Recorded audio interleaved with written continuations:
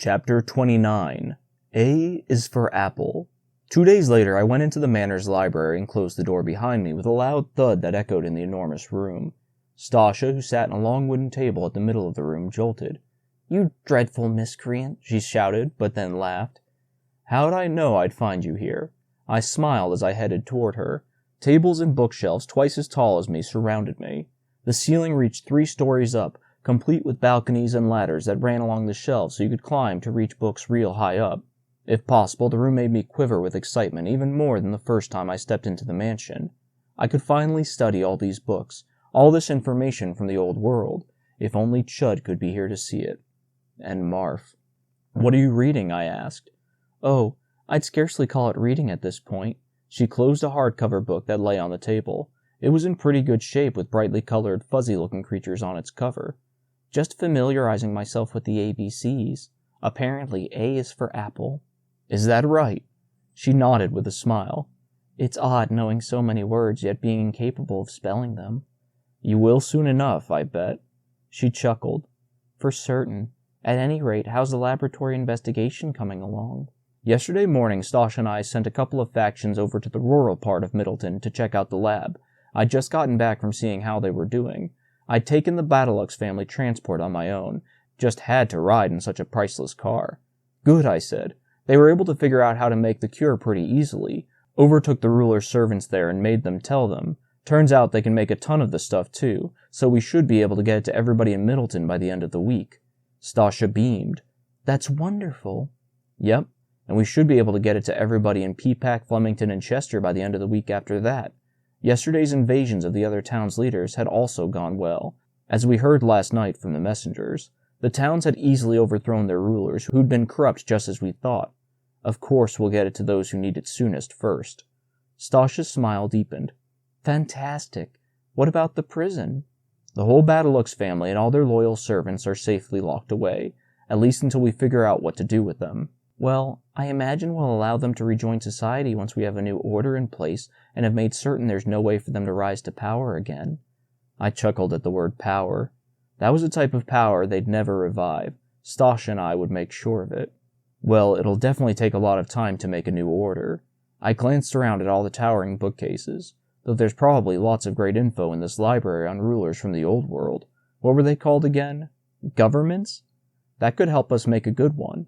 And I think you're really onto something with sharing the town's VOs with everyone and letting people decide what they want to do and where they want to live. Her smile grew thicker. "I certainly hope so." "Oh, speaking of the jail, when I went there to see how the rulers were holding up, I had a couple officers search the lowlifes. One of them, Obella, I think, had this." I removed my gold necklace from my pocket. It glinted even in the dim lights of the library, including the red heart-shaped gem. "Your necklace." "Stand up for a sec." She wrinkled her forehead but got up. I looked into her beautiful hazel eyes. "I want you to have it." "What? Are you mad? It's yours. It's your most precious?" "No. You're the most precious thing in my life now." I reached up and put it carefully around her long, thin neck.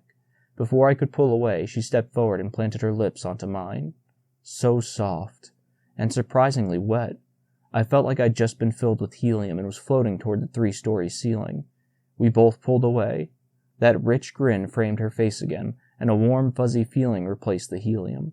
The sensation filtered into my heart and stayed there. "I guess now it's time to give the cure to everybody in Middleton and the surrounding towns," I said. Stasha nodded. "And after that, perhaps the entire world."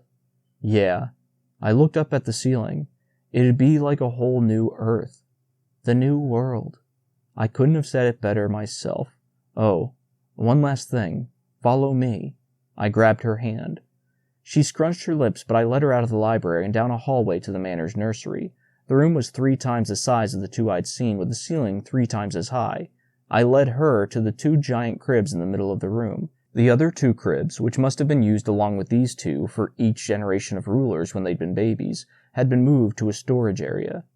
"Good evening, Middleton rulers," Dustin said in his gruff voice. He stood next to the cribs, almost as huge as they were.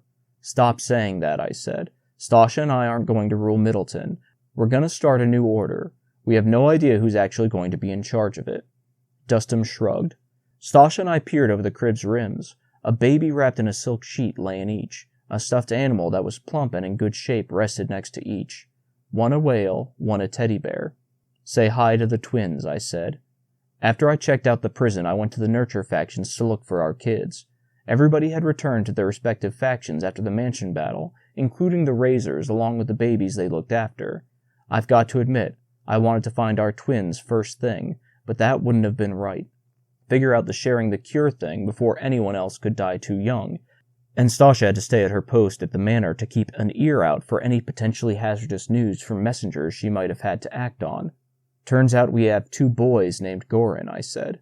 Stasha didn't say anything for what had to be a minute. "Oh, they're simply gorgeous."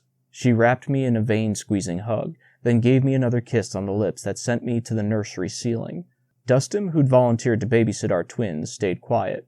"I know," I said when Stasha and I pulled away. "And they're not going anywhere.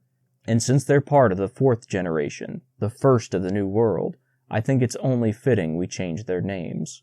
Stasha squished her eyebrows together and looked down at the babies. "Oh?" "I think we should name one Marf, after a true hero of Middleton." Her eyes lit up. "Oh yes, I could scarcely agree more. It'll be the first baby to have the name its parents want it to have rather than one dictated by societal rules." "Exactly," I said. "If you don't mind my saying so," Dustin rumbled. "I also think it's a fine name." "It's official," I said. "And I think we should name the other Chud if you don't mind." "Chud?" Her voice tilted toward the ceiling. "I'll have to tell you about him sometime, but he was also a great guy." "I have no doubt he was," she said, "and that sounds good to me. I don't know many boy names other than you and Marf anyway." Dustin grunted.